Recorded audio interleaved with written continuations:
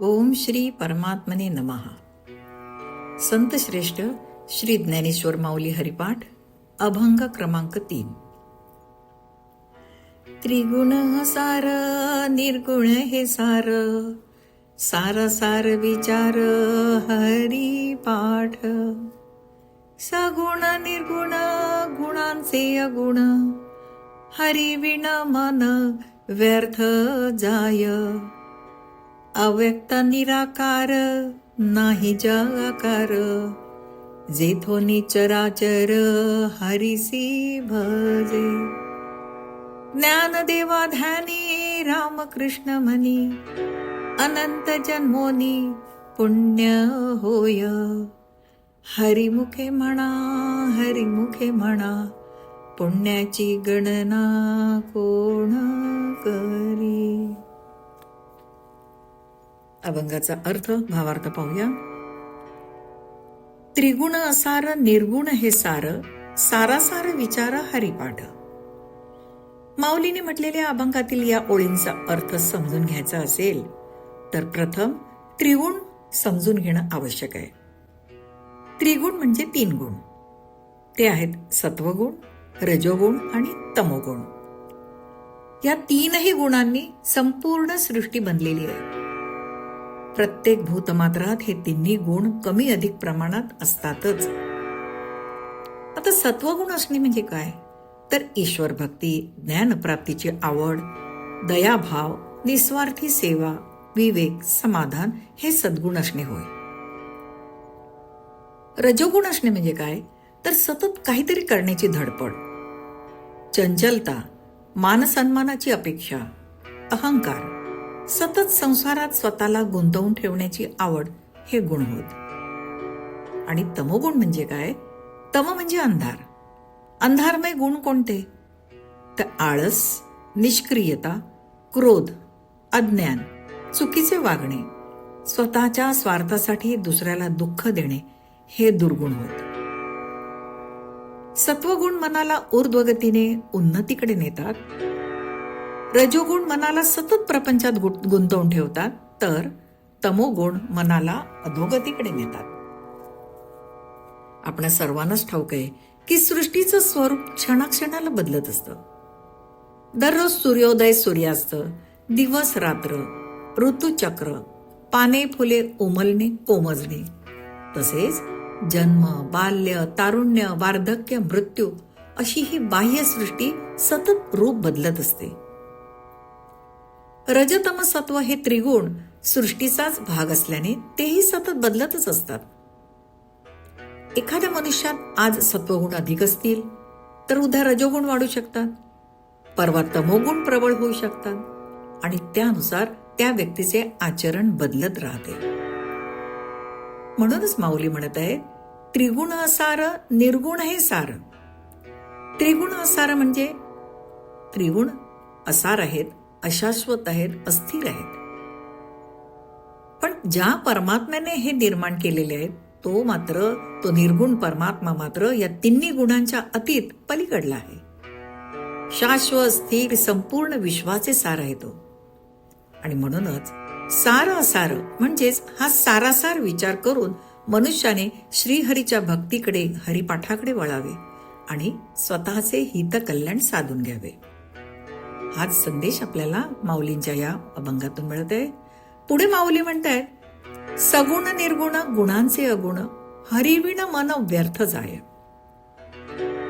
परमात्म्याचे वर्णन करताना तो सगुण आहे किंवा निर्गुण आहे असे म्हणत सगुण श्रेष्ठ आणि निर्गुण की निर्गुण श्रेष्ठ असा हा वाद घालणे निरर्थक आहे. हे म्हणजे या त्रिगुणांपलीकडील निर्दोष परमात्म्यात अगुण म्हणजे दोष पाहण्यासारखे आहे. खरं तर सगुण निर्गुण ही परमात्म्याची 2 वेगवेगळी रूपे वाटत असली तरीही त्यातील परमात्मा हे तत्व एकच आहे. उदाहरणार्थ सोने आणि सोन्याचे दागिने, ते वेगवेगळे दिसतात पण त्यातील सोने हा धातू एकच आहे. पाणी आणि बर्फ वेगवेगळे दिसते पण त्यातील पाणी तत्व एकच आहे. याचप्रमाणे हरीचे सगुण आणि निर्गुण रूप वेगवेगळे वाटले तरी ते एकाच परमसत्याचे 2 अनुभव आहेत आणि हे आपण समजून घेतलं पाहिजे. सामान्य मनुष्य भक्ती करताना काय करतो तर सर्वप्रथम ईश्वराला सगुण मूर्तीमध्ये पाहू लागतो. त्याचे भजन पूजन कीर्तन करतो, कारण थेट निर्गुण परमात्म्याची कल्पना करणे त्याच्या बुद्धीला कठीण वाटते. आणि मग अशी सगुण भक्ती करता करता त्याला हळूहळू जाणीव होऊ लागते की परमेश्वर फक्त सगुण मूर्तीतच नाही, तो तर चराचरात भरून राहिलाय. आणि हे कळून येताच त्याला निर्गुण परमात्मा ठाई ठाई असल्याची अनुभूती होऊ लागते. संत परंपरेत म्हणूनच म्हटलंय की सगुणाचेनी आधारे निर्गुण पावावे. सगुण भक्ती जरूर करावी, कारण त्यातूनच निर्गुण ब्रह्माची अनुभूती येते. म्हणूनच हरिसगुण की निर्गुण हा व्यर्थ वाद करण्यात वेळ वाया घालवण्यापेक्षा ही दोन्ही ज्याचीच रूपे आहेत त्या श्रीहरीचे नाम उपासना भक्ती करीत राहणे सर्वोत्तम आहे, असे माऊली सांगत आहेत.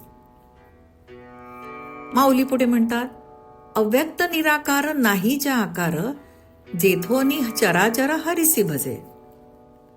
परमात्मा ही अव्यक्त म्हणजे इंद्रियांना न दिसणारी, तसेच निराकार म्हणजे कोणताही आकार रंग रूप नसलेली, पण तरीही संपूर्ण चराचर ज्याच्यापासून निर्माण झाले अशी एकमेव शक्ती आहे. पण मनुष्याला मात्र स्वतःप्रमाणे रूप गुण आकार असलेले ईश्वराचे व्यक्त रूप अधिक आपलेसे वाटते. कटीवर हात ठेवून भक्तांची वाट पाहणारा, विटेवर उभा असलेला तो पंढरीनाथ, बासरी वाजवणारा मोहक देखणा श्रीकृष्ण, धनुष्यधारी आश्वासक श्रीराम, वात्सल्याचा अखंड वर्षाव करणारी देवी, ही हरीची सगुण रूपे त्याला भावतात. त्यांना तो माऊली सखा पिता माता म्हणत त्यांच्याशी नाते जोडतो, त्यांची भक्ती करतो. आता इथे माऊली म्हणत आहेत की हे सर्व जरी खरे असले तरीही विश्वव्यापी परमात्म्याला केवळ सगुण रूपातच पाहू नका. भक्तांच्या भावानुसार विविध रूपे धारण करणाऱ्या सृष्टीतील प्रत्येक चैतन्यात त्याला पाहायला शिका. असे करीत राहिल्याने स्वतःतील चैतन्य रूप ईश्वरालाही तुम्ही पाहू शकाल, त्याला जाणून घेऊ शकाल आणि ठाई ठाई त्याच्या अस्तित्वाची साक्ष तुम्हाला पटत जाईल. आता अभंगाच्या शेवटी माऊली म्हणतात, ज्ञानदेवा ध्यानी रामकृष्ण मनी, अनंत जन्मोनी पुण्य होय. माऊली सांगत आहेत की या जन्मी माझ्या ध्यानी मनी सतत भगवंतांचे नाम आहे. याचे कारण गेल्या अनंत जन्मात मी जे काही पुण्यकर्म केले असेल त्याचे हे फलित आहे. माऊली इथे अतिशय महत्वाचा नियतीचा संदेश देत आहेत. ते म्हणत आहेत की ईश्वराचे अखंड स्मरण ध्यान भक्ती मनुष्याला सहजासहजी प्राप्त होत नाही. एखाद्याला भक्तीत खरी गोडी कधी वाटू शकते तर त्याच्या असंख्य पूर्व जन्मात पुण्य संचय झालेला असेल तरच या जन्मी त्याचे मन नामात स्थिर होऊ लागते आणि त्याला त्याची गोडी लागते. आणि म्हणूनच भगवंत सगुण की निर्गुण, व्यक्त की अव्यक्त की निराकार या वादात न पडता हरिनामाचे महात्म्य जाणून घेऊन या जन्मी त्याच्या अखंड स्मरणात असावे. त्याला राम म्हणा कृष्ण म्हणा, तुम्हाला जे आवडेल ते म्हणा, पण जागेपणी स्वप्नी गाढ निद्रेतही सतत या नामाने भरून जा.